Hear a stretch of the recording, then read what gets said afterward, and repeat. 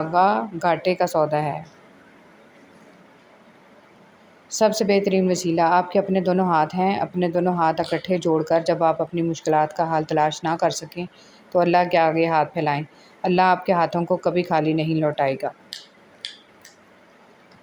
توبہ ایسا دروازہ ہے جو موت کی ہچکی تک کھلا رہتا ہے۔ دعا ایک ایسا عمل ہے جو تقدیر کو مات دے سکتی ہے، اور ضمیر ایک ایسا ساتھی ہے جو ہمیشہ حق کی راہ دکھاتا ہے۔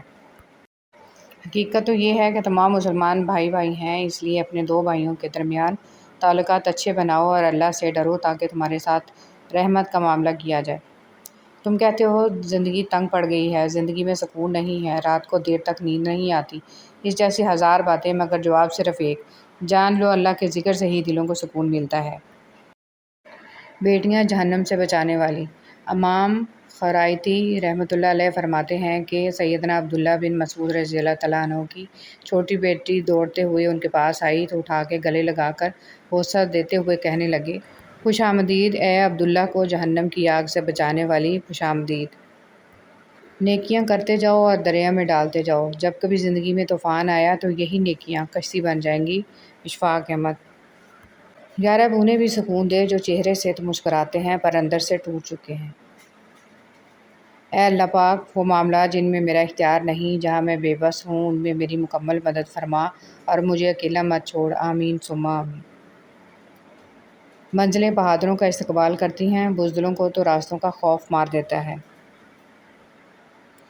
موت انسان کو مار دیتی ہے لیکن اچھے لوگ ہمیشہ زندہ رہتے ہیں، لوگوں کے دلوں میں، لفظوں میں اور دعاؤں میں۔ جہاں تک آپ کے بس میں ہو خود کوشش کریں، جو چیز آپ کے بس میں نہیں اسے رب کریم پر چھوڑ دیں اور اپنی کوشش اور توکل سب کے پھل کے لیے رب سے امید رکھیں۔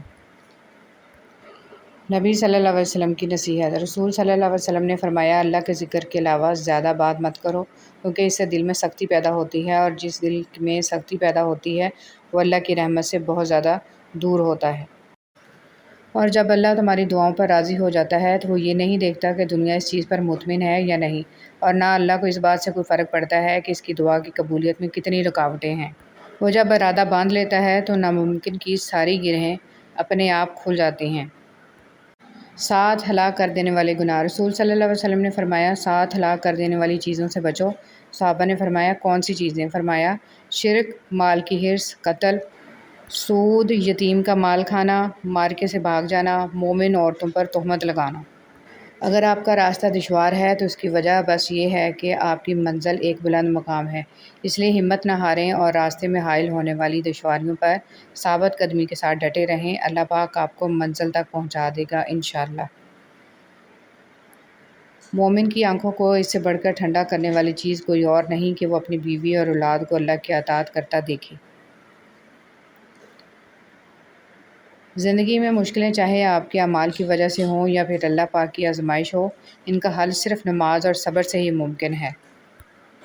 اے ایمان والو، اللہ سے ڈرو اور جو کچھ باقی سود رہ گیا ہے اسے چھوڑ دو۔ اگر تم ایمان والے ہو، اگر تم نے نہ چھوڑا تو اللہ اور اس کے رسول کی طرف سے تمہارے خلاف اعلان جنگ ہے، اور اگر توبہ کر لو تو اصل مال تمہارا ہے، تمہارے واسطے ہے، نہ تم کسی پر ظلم کرو اور نہ تم پر ظلم کیا جائے گا۔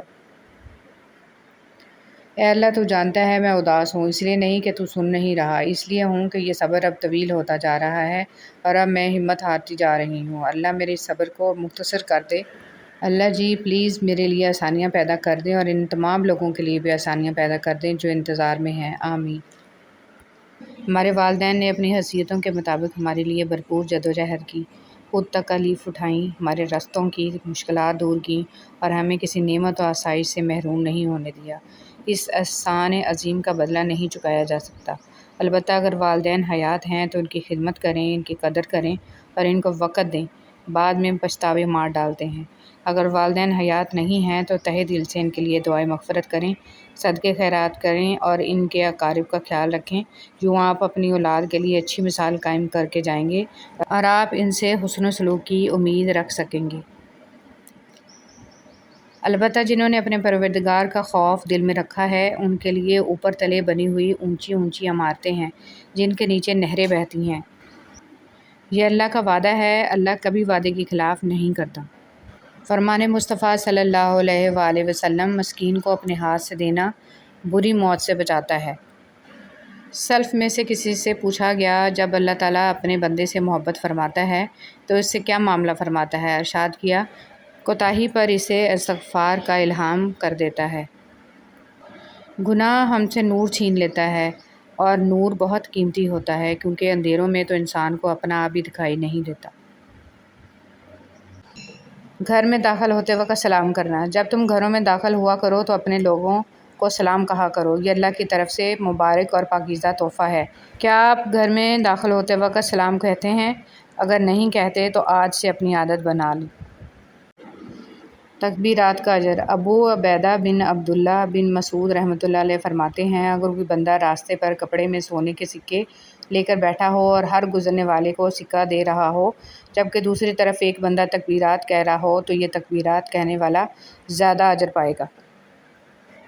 ابو ہریرہ رضی اللہ تعالیٰ عنہ سے مروی ہے، حضرت محمد صلی اللہ علیہ وسلم نے ارشاد فرمایا، میری امت میں ایسے لوگ بھی ہوں گے جنہوں نے مجھے ظاہری طور پر نہیں دیکھا ہوگا، مگر میرا دیدار انہیں اپنے مال اور اہل و عیال سے بڑھ کر محبوب ہوگا۔ بسم اللہ الرحمن الرحیم۔ میاں بیوی کا رشتہ دنیا کا واحد رشتہ ہے جسے اللہ تعالیٰ نے اپنی نشانیوں میں سے ایک نشانی کہا ہے، اور کسی رشتے کو اللہ نے اپنے نشانی نہیں کہا، کیونکہ یہی رشتہ معاشرے کی بنیاد ہے۔ اشفاق احمد کہتے ہیں، عورت کا مرد کی زندگی میں اتنا دخل ہونا چاہیے جتنا پکوان میں نمک، زیادہ نمک بھی زہر ہوتا ہے۔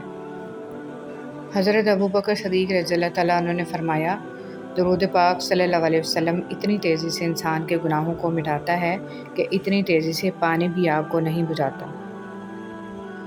مت کرنا غرور، کبھی اپنے آپ پر اے انسان، رب نے تیرے جیسے نہ جانے کتنے مٹی سے بنا کر مٹی میں ملا دیے۔ دنیا کا سب سے خوبصورت پودا محبت کا ہوتا ہے، جو زمین پر نہیں بلکہ دلوں میں اگتا ہے۔